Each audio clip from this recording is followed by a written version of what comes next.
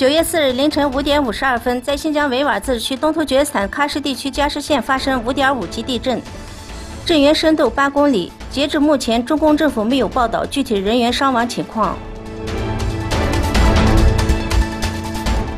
联合国报道，中国政府囚禁数百万维吾尔人和哈萨克人，包括国际特赦和人权观察等人权组织，都向联合国消除种族歧视委员会提交了报告。 记录了有关在新疆维吾尔自治区存在大规模监禁营地的指控。有关报告显示，这些营地里被囚禁的穆斯林人士被迫宣誓效忠中国国家主席习近平。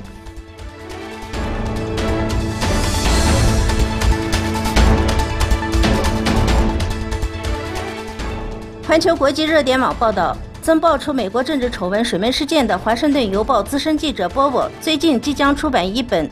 长达448页的新书《恐惧》，而这本书的一个中心主题是特朗普政府内部成员曾多次秘密策划，试图控制特朗普的各种冲动想法，阻止个人和国家灾难的发生。在媒体报道叙利亚2017年4月有平民死于化学武器后，特朗普就向美国国防部长马蒂斯表示，他想消灭阿萨德。马蒂斯放下电话后对一名助理说：“我们绝不会那样做，必须有更多的节制。” 于是就有了2017年4月6日美国对叙利亚的空袭。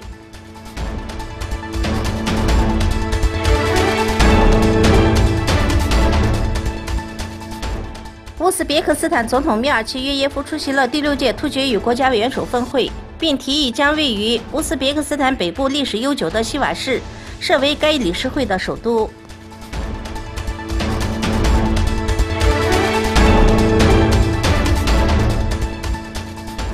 9月3日，伊拉克第2大城市南部港口巴士拉举行了示威抗议活动。示威者聚集在政府办公楼前，要求恢复完善公共服务设施，却与安全部队发生冲突，造成7人死亡，30多人受伤。